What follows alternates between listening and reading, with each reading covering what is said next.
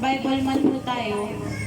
Ngayon, ganun pa rin po ang ating topic na po tungkol po sa word po ng Lord. Pero bago po natin simulan yung mensahe po ng Lord ngayong umaga, samahan niyo po muna akong manalangin. Sige po, lahat tayo tumungo, lahat tayo pumikit para sa maiksing pananalangin. Heavenly Father, salamat po sa umaga na ito. Salamat po, Panginoon, lalo tigit sa salita mo, na patuloy po namin magiging kalakasan po ngayong umaga na ito, God. Dalangin po namin yung kalinisan po ng puso ng bawat isa, at lalo tigit yung bukas na pangunawa, bukas na puso ng bawat isa sa pagtanggap ng salita mo ngayong umaga, Panginoon. Dalangin namin na mangusap ka po sa amin ngayong umaga na ito. Gamitin mo naman po akong daluyan ng iyo pong mga salita ngayong umaga na ito, Panginoon. At nawa, ang dalangin ko po, nawa yung mga salita mo ay mga salita na nakakapagbago ng buhay. Nawa, Panginoon, paglabas namin ng sanctuaryo ito, patuloy mo kami babaguhin pa at patuloy mo kami gagawing kung sino po yung gusto mo na maging kami, Panginoon. Kung ano po yung gusto mong palakaran sa amin, Panginoon. Salamat po. Pinupuri ka namin sa pangalan ni Jesus. Amen. So, kagaya nga po na sabi ko, yung topic po natin ngayon is about po sa word po ng Lord or sa Biblia. And ngayon po umaga, gusto ko lang po makita po natin kung ano nga po ba yung power ng word ng ating Panginoon. Ano po yung power na meron dito sa Biblia kapag pinasa po natin rin. Kasi po, ito pong Biblia,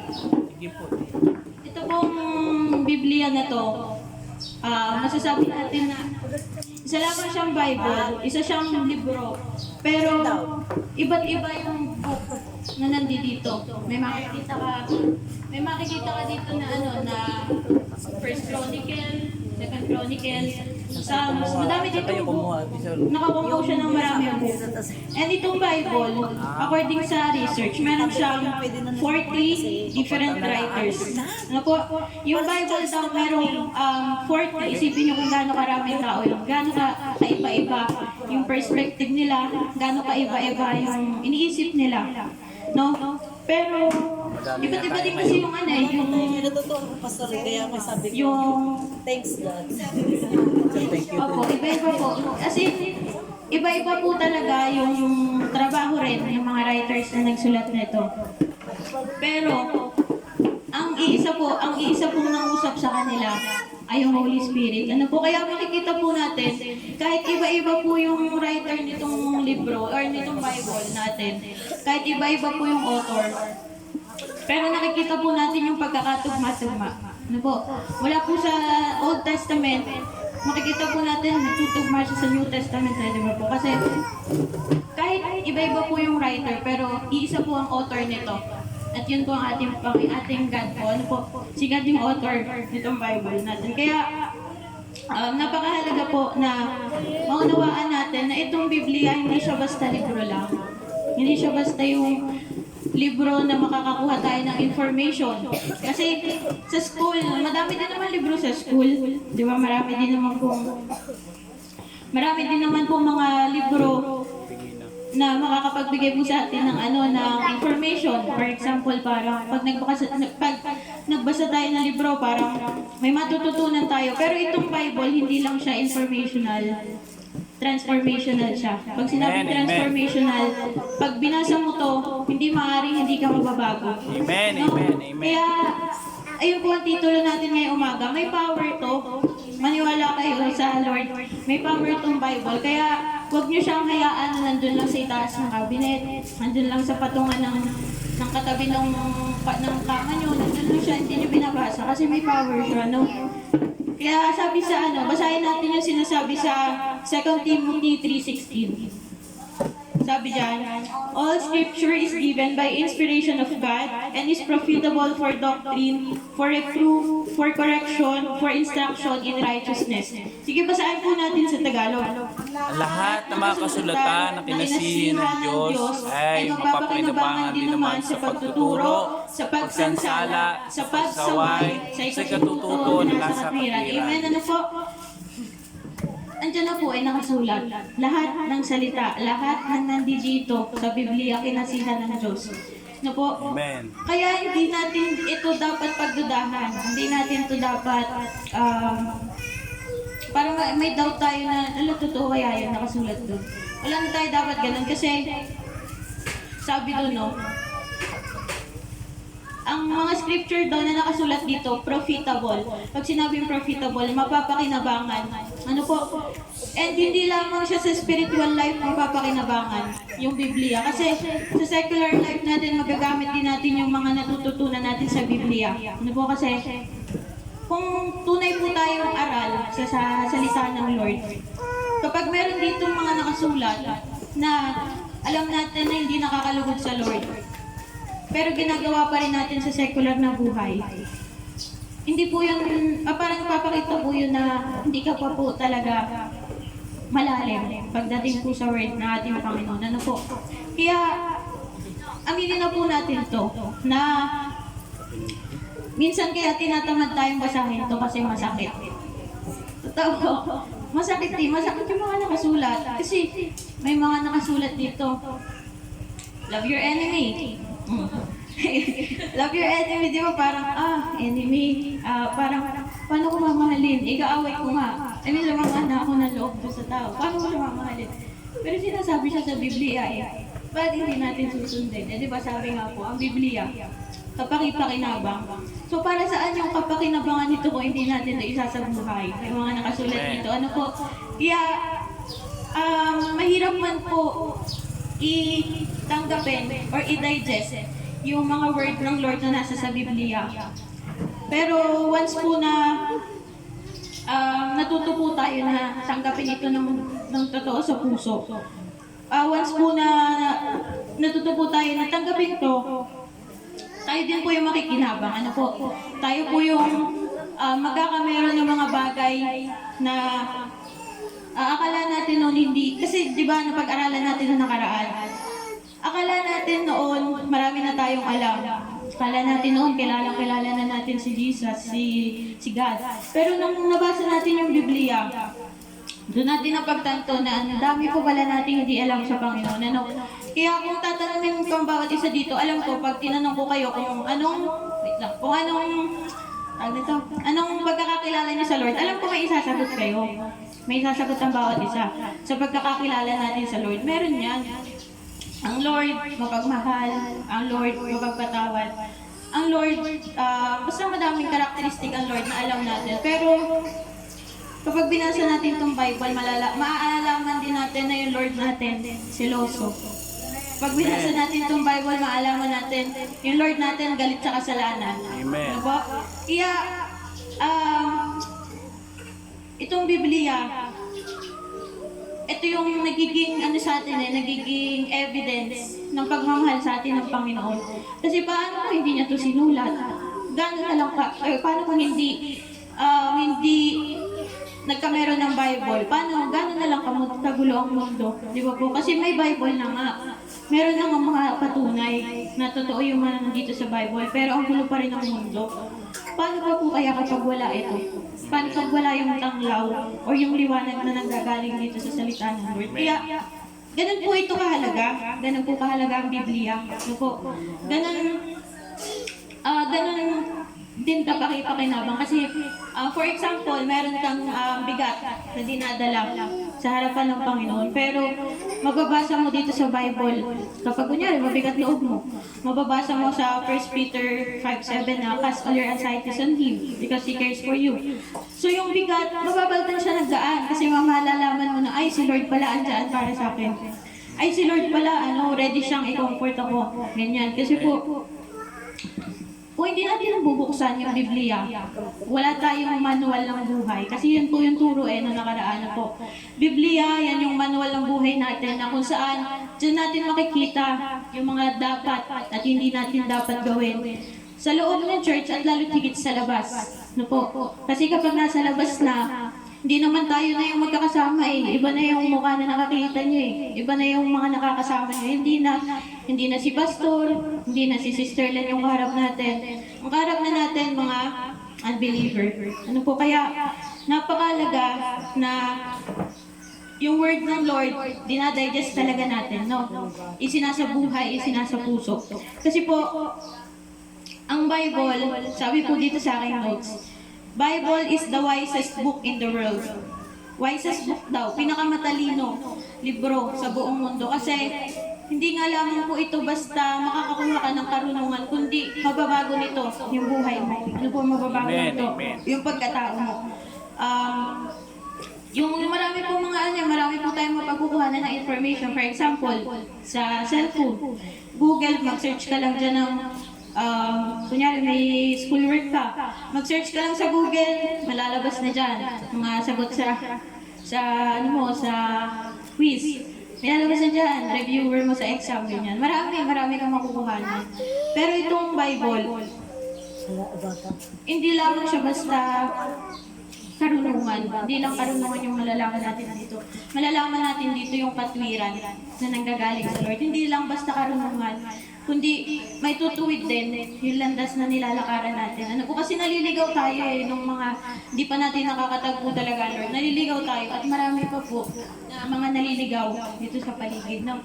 Dami pa po naliligaw, kaya kailangan po natin na tayo po mga nandito sa loob, tayo po magsimula na po tayo maging aral dito po sa Biblia. Kasi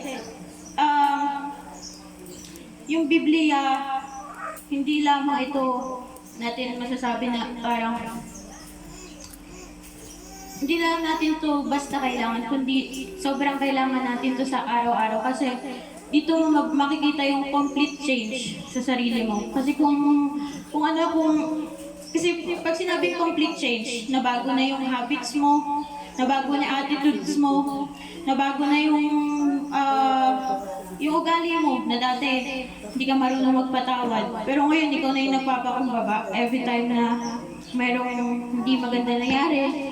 Or for example, dati palaaway ka, ngayon ikaw na yung nag-spread ng love dun sa tropa mo, sa circle mo. Kaya napakahalaga na makita sa atin bilang Kristiyano, yung pinapangunahan tayo ng mga ng Lord sa buhay natin. At sa pamamagitan ng word niya, nababago po tayo. Ano kasi sabi po, meron na po akong 3 punto. Sabi po di sa point number 1, God's word will bring revelation. Ano po? Yung salita daw ng Diyos, nagbibigay siya ng revelasyon sa atin. Kasi, pag sinabi po kasing revelation, iibig sabihin po niyan, katotohanan. Kung babasahin natin itong Biblia, marami tayong katotohanan na makikita dito. Marami tayong katotohanan na mapupulot dito. Kaya, hindi po, nire-require po sa atin ng Lord na wag po natin basta basahin lang yung Biblia. Ano po natin siya, i-meditate po natin yung ating Biblia. Pag sinabi po meditate, hindi lang natin siya binasa, kundi meron pong kahit isang verse lang na nagre-rema sa puso natin. Pag sinabi po kasi nagre-rema, talagang tumatatak po yan no? Tumatatak po yung word ng Lord sa puso natin. Kaya sabi dun sa Hebrews 4 verse 12, for the word of God is quick and powerful, and sharper than any two-edged sword, piercing even to the dividing asunder of soul and spirit, and of the joints and marrow, and is discerner of the thoughts and intents of the heart. Babasa nga po sa Tagalog. Sapagkat ang salita ng Diyos ay buhay at mabisa at matalas kaysa anumang tabak na may 2 talim at bumabaon hanggang sa paghiwalay ng kaluluwa at espiritu ng mga kasukasuan at ng utak at madaling kumilala ng mga pag-iisip at mga haka ng puso. Amen po. Ano kasi, sabi ko nga po, pag mineditate natin yung Lord, ito pong verse na ito, nagamit na po last week, ano po na yung salita ng Lord taba. Matala siya talagang nakakasakit kapag tinamaan ka ng word ng Lord, masakit Pag may tinatanggal sa iyo, Lord, masakit. Pag may kinakat sa iyo, Lord, masakit. Pero doon po napapatunayan na buhay talaga at active yung salita ng Lord. Kasi, alam ito the word of God is quick and powerful, sharper than any. Basta, buhay yung salita ng God. Yun sa Tagalog. Ang salita ng Diyos ay buhay at mabisa. Ibig sabihin po nun, Kapag yung salita ng Lord, yung talagang nanguna sa puso natin, talagang mabibigyan tayo na ng mga kaunawaan na akala natin noon, alam na natin, akala natin tama na noon. Pero pag nabasa mo sa salita ng Lord, kapag pinag-compare mo yung alam mo sa nabasa mo sa Biblia, mali ka. Po, kasi revelation, katotohanan yung nakikita, nababasa natin dito. Revelation siya. And totoo na matalas yung salita ng Lord. Kaya nga yung ibang Kristiyano kapag nakarinig na ng mga preaching na parang akala nila patama sa kanila. Ang akala na nila, ayoko na umatin dyan, pinapatamaan ako. Ayoko na umatin dyan, sinasaktan na ako ng mga kasi parang para sa akin lahat yung turo. Kasi may kilala po ako na umatin, tapos ng Lord. Talaga po hindi na po tumalik. Ako kasi, totoo po na buhay at mabisa ang salita ng Lord. Kaya kung hindi ka po spiritually prepared, kagaya nga po nung napag-aralan natin nung Christmas party natin, kung hindi tayo spiritually prepared o hindi natin suot yung kalasag ng Panginoon, talaga po na madali sa atin yung bumitaw kapag nasaktan tayo sa word ng Lord. No? Kaya, purihin po ang Panginoon kasi po kahit ilan-ilan po yung mga faithful na nakakadalo. Pero sa Lord po ang papuri kasi talaga pong lahat po ay ready po na tumanggap po ng pagtutuwid, ready na tumanggap po ng pagbabago po galing sa ating Panginoon at sa salita niya mismo. Kasi yung mga tinuturo naman dito, hindi naman namin salita eh. Hindi naman namin yan kinuha lang kung saan-saan. Kinuha namin yan dito sa Biblia.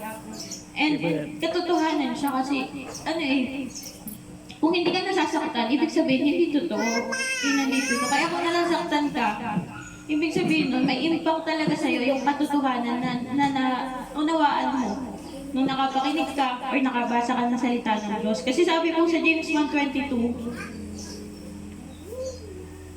James 1:22,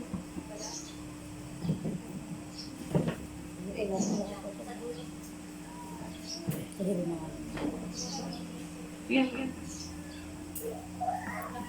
Sige po, ayun, yun nga po sabi ko, may revelation po pagdating po sa salita ng Lord. Kaya, kapag na-reveal na po sa atin ng Panginoon, yung gusto niya na i-reveal sa atin sa pamagitan ng word niya, dadako na po tayo sa point number 2. The word of God brings confession. Pag sinabi mong confession, hindi po ito yung pag-amin na kunyari, amin ka na, alam mo, kasalanan lang mo ganyan. Hindi po siya. Iba po yung meaning ng confession dito. Pag sinabi mong confession dito, yung kino-confess mo or parang minamanifest mo na totoo yung word ng Lord na napag-aralan mo. Kasi sabi po sa Matthew 6:31, therefore take no thought saying, what shall we eat or what shall we drink? Or wherewithal shall we be clothed?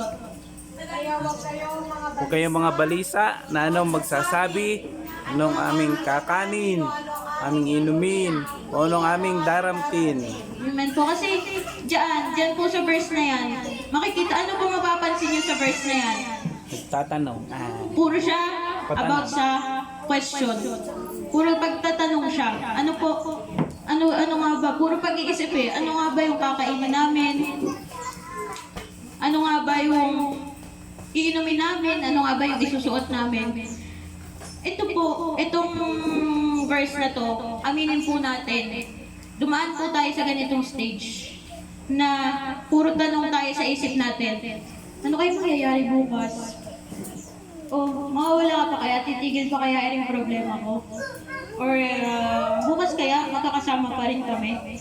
May mga ganun tayong tanong dati eh. Pero simula nung ni-reveal sa atin ng Panginoon yung mga revelation niya dito sa salita niya, natuto tayo na mag-confess. Natuto tayo na sa imbis na magtanong tayo, natuto tayo na i-confess na lang. For example, dati nagtatanong ka, ano kayong kakainin ko bukas? Pero ngayon, ang lumalabas na sa bibig mo, okay lang si Lord ang magpo-provide. Amen, amen. Amen po.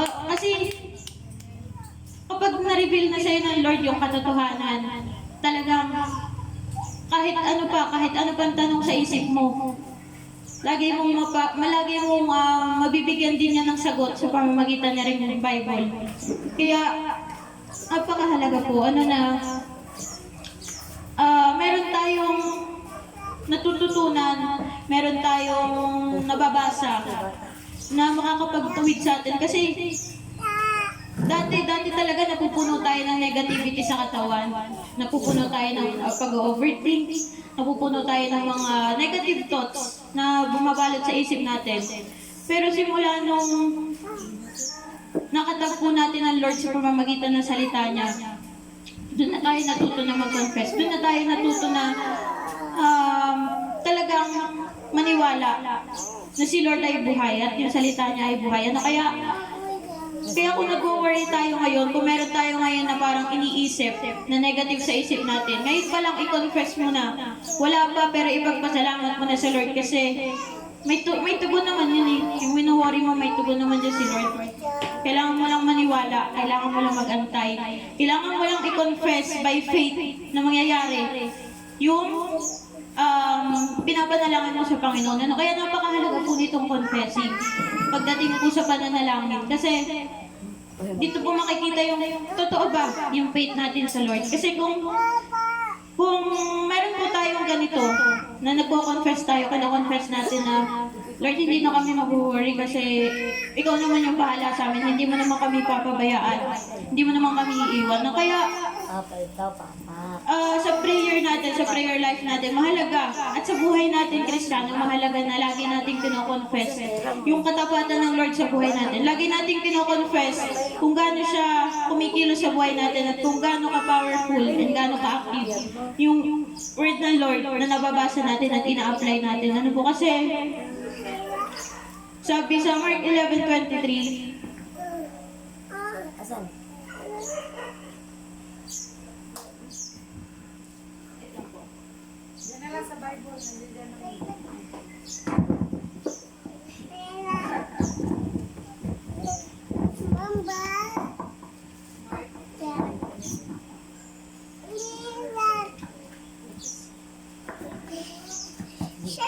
sabi po sa Mark 11:23, tandaan niyo ito, kung kayo'y nananampalataya sa Diyos at hindi kayo nag-aalinlangan, maaari niyong sabihin sa bundok na ito, umalis ka riyan at tumalon ka sa dagat, at ito nga ay mangyayari. Amen po. Anong palakpakan po natin ang Lord doon? Kasi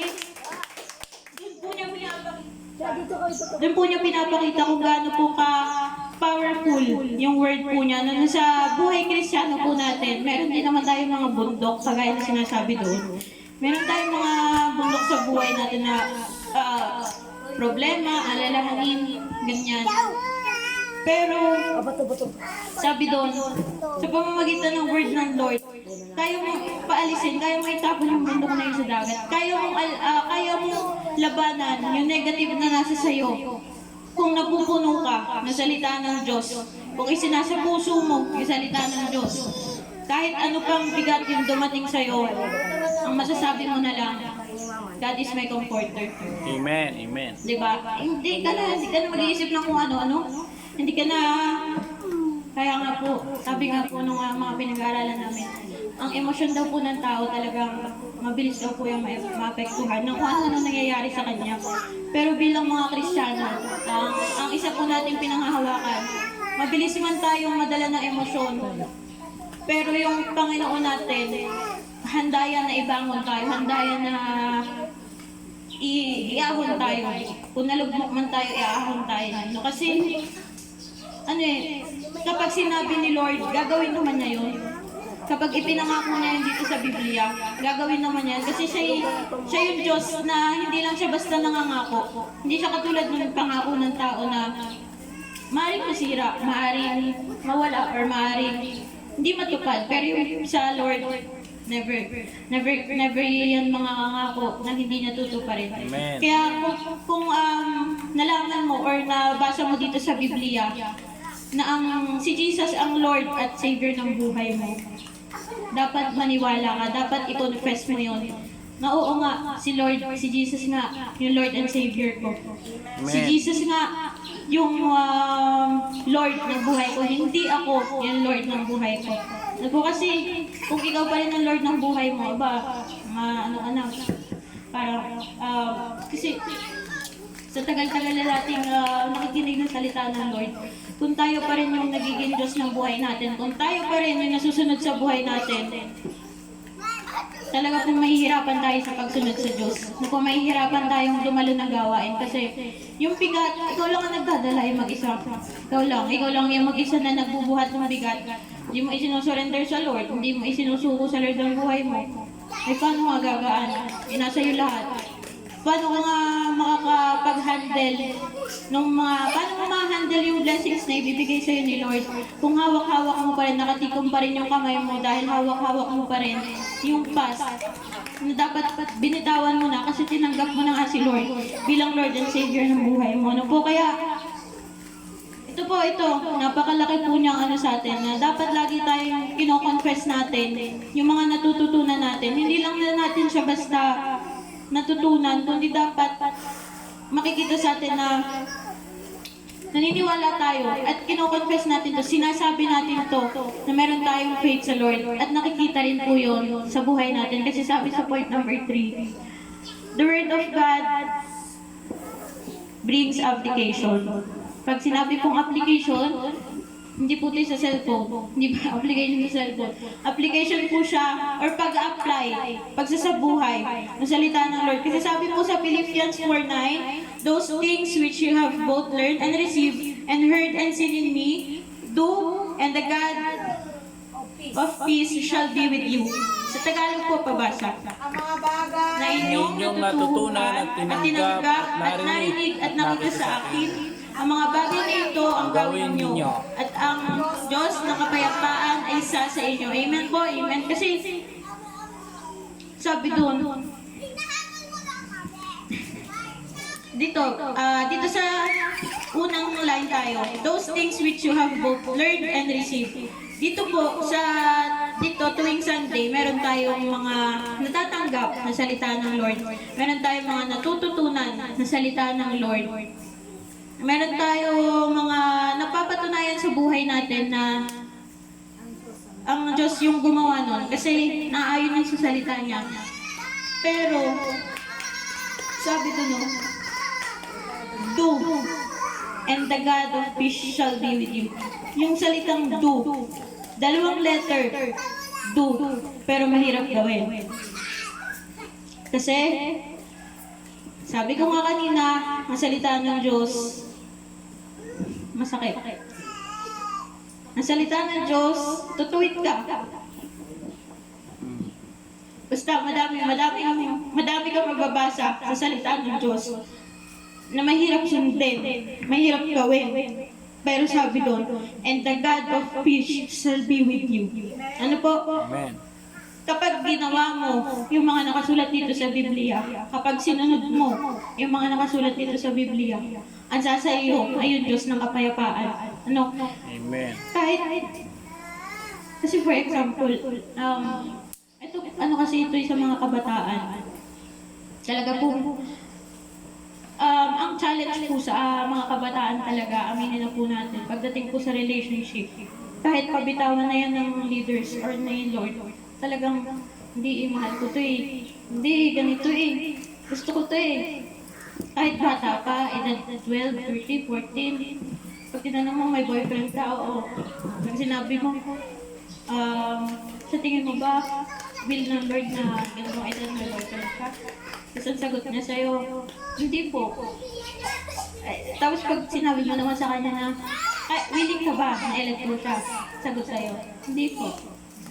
Willing ka ba na piliin siya kaysa sa Lord? Kasi kung papipiliin tayo, kung tao o si Lord, piliin natin si Lord. Amen. Kasi, Amen. masakit naman at katotohanan, lalo tigit sa mga kabataan, hindi pa ito yung perfect time. Kasi ako nakatayo ako dito sa harapan niyo. Ano lang naman ako, 20 years old. At masasabi ko sa encouragement sa mga kabataan dito na itong panahon na to, panahon to ng pag-iintay natin. At yung pag-iintay na yun, nangangailangan siya ng pagsunod. Kasi hindi lang tayo dapat nag-aantay ng parang di ba waiting season, tapos parang inaantay natin kung ano ba yung future na inalaan sa atin ni Lord. Hindi pwedeng puro tayo antay lang ng antay. Dapat sumusunod tayo habang nag-aantay. Ano kaya encouragement to sa mga kabataan na nandito na yung pagsaserve sa Lord hindi boring. Hindi KJ, yung pagsunod sa Lord. Kasi ang totoo pa nga ang pagsunod sa Lord, ang katotohanan ng pagsunod sa Lord, mabibless ka pa dyan kasi makikita mo kung gaano ka ka-bless na pinili ka ng Lord. Kasi kung makikita mo yung mga kasama mo sa paligid, nalululong sila sa masasamang gawain. Sila, inom dito, inom dyan, gala dito, gala doon. Pero nung pinili ka ng God, kung marirealize mo lang yun, nung pinili ka ng Lord, sa imbis na masira yung kidney mo sa kakainom, diba? Amen. Nandito ka sa church, Amen. napapalakas ka. Kaya, ganun po ang nagagawa kapag ina-apply natin. Kapag ginagawa natin yung dalawang letter na yun, yung do, D at saka O. Sabi ko nga, dalawang letter, mahirap gawin. Pero pag nagawa natin yun, wala eh. Ang Lord yung mag-aano sa atin. Yung Lord yung sa atin. Sasamahan tayo ng Panginoon. Kasi ganun kaganda yung pangako niya sa atin eh. Pinangako naman niya na, Lord, unahin mo siya. Tapos siya na yung bahala sa desire ng puso. Amen. Kaya yun yung isang encouragement yun sa bawat isa dito na mahirap man, pero gawin natin kasi yun yung pinapagawa ng Lord. At yun yung purpose natin kung bakit tayo uma-attend dito. Hindi lang tayo basta nakaupo dyan nakikinig. Kundi ang purpose natin ng Lord, gawin natin, sa buhay natin yung mga natututunan natin sa Kanya. Amen. Po, hindi lang basta listener ka, kundi dapat maging preacher ka din ng salita niya. Ano po kaya hindi po tayo nawawala ng pag-asa na yung bawat isa dito, unti-unti, hindi man po mabilis, pero unti-unti, madedevelop yung gift sa pagbabahagi po ng Word of God. Kasi yun po yung talagang purpose natin, lalo na dito. Kasi ang dami po sa paligid na mga pakalat-kalat na mga kaluluwa na nakakalungkot makita na hindi nila napapahalagahan yung araw ng linggo. Ano po kaya, ayun, maging doer tayo ng salita ng Lord. Kasi sabi sa James 1:22, ito po yung last verse na ngayong umaga. Ayun, sabi po, datapwat, maging tagapagtupad kayo ng salita at huwag tagapakinig lamang na inyong dinadaya ang inyong sarili. Amen po. Kasi kung lagi lang nating sinasabi na, ala, ang sakit naman ng turo. Ala, tinutuwid ako ng Lord dun sa turo. Pero hindi naman nakikita sa iyo na tinutuwid ka talaga. Hindi naman nakikita sa iyo sa actions mo na binabago ka talaga o nagpapabago ka talaga sa Lord. Ano kaya napakahalaga na maging tagatupad tayo ng salita ng Diyos. Kasi kapag tagatupad ka or isinasagawa mo, isinasabuhay mo yung salita ng Lord, masakit maisipin, some things must go. Kapag ginawa mo, yung sabi kong dalawang letter, do, D at O, some things must go. G, O. May mga bagay na mawawala sa buhay mo. May mga bagay na kailangan isuko mo sa Lord. For example, yung habit mo. Habit mo na, alam mo, hindi nakakalugod sa Lord. Pero habit kasi siya eh. Parang, paano mo i-let go? I-habit nga eh. Parang nakasanayan nga eh. Paano siya i-let go? Pero, sabi doon, para magawa mo yung salita ng Lord, para magawa mo, para masunod mo yung salitang do, D at O, kailangan mong mag-let go. O kailangan mong bitawan yung mga bagay na nakakapagpahirap sa iyo sa pagsunod sa Lord. Some attitudes must go. yung mga attitudes mo noon na dati, yung mga tao sa paligid mo natitiso dahil sa attitude mo na yun, kailangan pakawalan mo na yun. Kailangan isuho mo na yun sa Lord. And some habits must go. Yun nga po sabi ko kanina, yung habit mahirap siya parang sabihin na paano siya babaguhin? Kasi habit na siya. Nakasanayan na natin siya. Pero hindi naman imposible na hindi yan mababago ng Lord. Kasi yung dating ang magnanakaw na bago ng Lord dahil nakakilala at tumanggap sa Lord. Ikaw pa kaya na nagkakasala lang na kasi kadalasan po talaga sa atin yung nagagawa nating kasalanan ay parang hindi na siya kasalanan, kundi pagkakasala. Kung parang nabibigla na lang tayo na, baka hindi nakakalugod sa Lord yung ginawa ko. Kaya hingi ka ng tawad. Ganun. Pero kasi yung mga unbelievers, hindi nila alam na minsan yung ginagawa nila hindi na naayon sa Lord. Pero hindi sila nakakahingi ng tawad kasi hindi nga nila alam yun. Pero tayo na nandito sa church. Kailangan yung ganun sa atin, yung habit sa atin dati na, for example, dati lagi ka nasa inuman, di ngayon lagi ka na nasa church. Kung dati lagi kang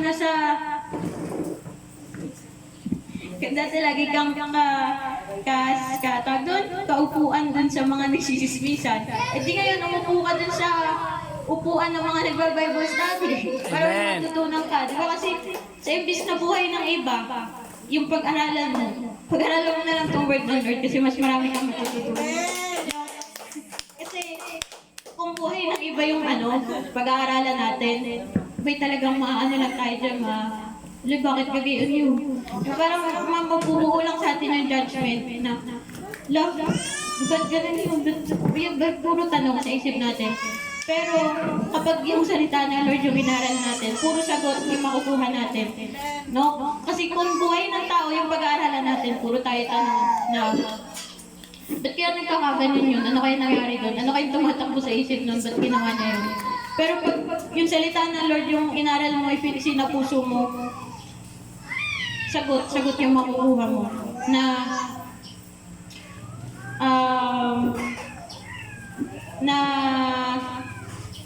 Yan nga po, sabi ko kanina, mahirap po talaga. Kahit sabihin na natin mahirap na sumunod sa Lord. Pero kung tutuusin, hindi naman mahirap. Kung sinasipuso mo talaga itong word ng Lord. Kung inilalagay mo talaga ito sa puso mo, hindi mahirap. Talagang matigas lang ay ulo natin. Amen.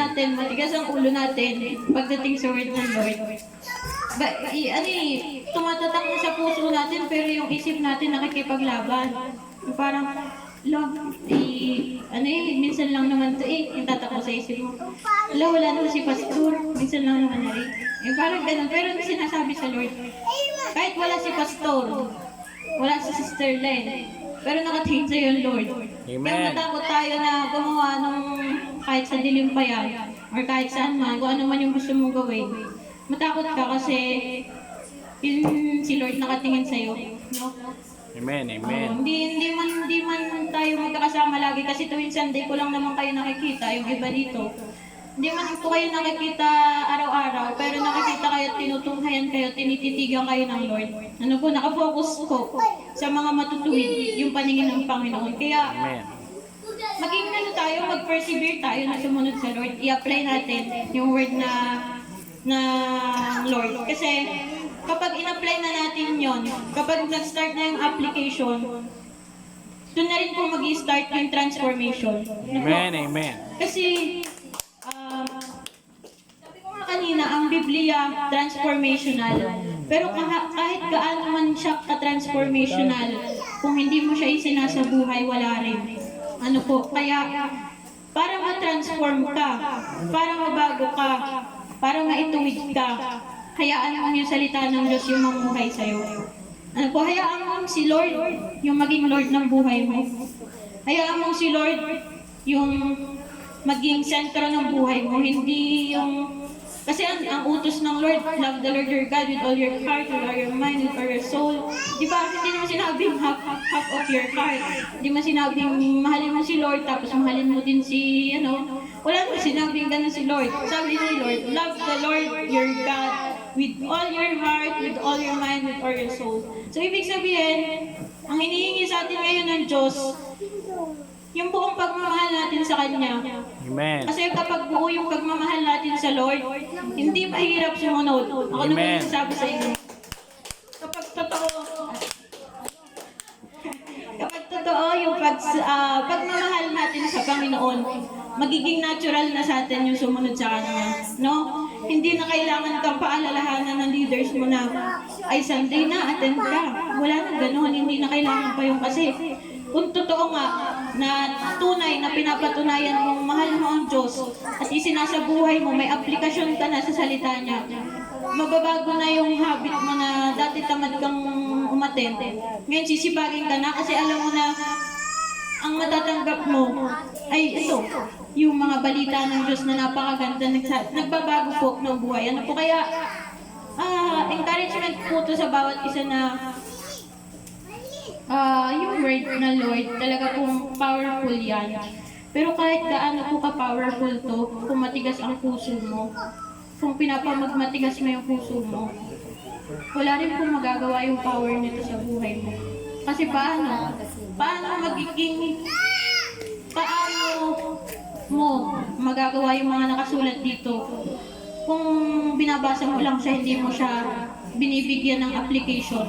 Kasi iba yung reading lang, iba yung minameditate mo lang sa ina-apply mo yung mga nakasulat dito. No, kaya napakahalaga po yun sa buhay nating Kristiyano. Napakahalaga na bukod sa Lord na pagsasabihan natin ng lahat, magsilbi din itong sa atin, comfort, na dito natin mababasa lahat ng sagot sa tanong natin sa isip. Kasi lahat naman ng nangyayari sa mundo, lahat ng mga katulad nun sa LA, may mga yun nga nag-upload. Mababasa mo rin naman yun dito eh. Nakasulat dito, huwag mong lokohin ng Lord, huwag mong biru-biruin ng Lord kasi kapag si Lord yung gumante, kawawa kayo. Kaya, talagang totoo to, powerful to. Kaya, ang paalala sa atin ni Lord may umaga, mahalin natin to. Bukod sa Lord, mahalin din natin yung mga Biblia natin. Kasi ito din yung love letter sa atin ng Panginoon. No? Love letter nito sa atin. Kaya, yun nga po, napakaganda po nung ating monthly na magpo-provide po ng Bible na magagamit po ng bawat kapatiran. Kasi kung wala po ng physical Bible ang bawat isa, talaga pong parang ang hirap-hirap sumunod sa Lord. Kasi wala tayong nababasa, wala tayong guide, wala tayong manual. Kaya, ayun, napakahalaga po. Kaya ngayon, kapag uwi nyo sa bahay, sana maalala niyo itong turo na to na huwag niyong hayaan lang yung Biblia niyo doon sa patungan ng kung saan, ando sa lamesa, ando sa cabinet. Huwag niyong hayaan na nandun lang siya. Buklatin niyo siya palagi, pag-aralan niyo siya. Kasi kapag naman nabasa mo to, lalo na sa Proverbs, pag nabasa mo yung Proverbs, talagang mabubuhayan ka ng loob eh. Kasi yung Proverbs, puro siya warning, puro about sa kung paano, yung ganun po. Doon sa Proverbs talagang madami kang mapupulot na aral na talagang mababago yung buhay mo. Kaya, yun, encouragement po sa bawat isa na yung Biblia, nandyan lahat na sagot mo, ay nasagot sa tanong mo. Kasi yung Biblia, kinasihan ng Diyos, lahat ng scriptures dyan. Lahat ng mga nakasulat dyan, lahat yan kinasihan ng Lord. Kaya hindi na tayo dapat pa mag-second thought or magduda dito sa mga nakasulat dito. Kasi yung mga tinuturo naman ni na pastor galing din sa Biblia eh. Kahit basahin niyo, buksan niyo yung Biblia niyo, ganyan din mababasa niyo, iba lang yung translation. Iba lang yung mga words kasi iba yung translation. Pero iyan at iyan yung nilalaman ng Biblia. Kahit i-search niyo pa sa Google, ganyan din lalabas. Kasi nga, ang salita ng Diyos, may katotohanan. Ano? At isa yung author nito, walang iba kundi ang God. Ano? Kaya, Amen. ayun, in-encourage lang tayo ni Lord ngayong umaga na to na huwag natin pabayaan yung prayer and devotional, personal prayer and devotional life natin. Kasi doon tayo talaga may opportunity na mas makatagpo pa ang Lord kapag binasa natin itong kanyang mga salita. Kaya yun lamang po ngayong umaga na to. At palakpakan po natin ang Lord sa mga salita po.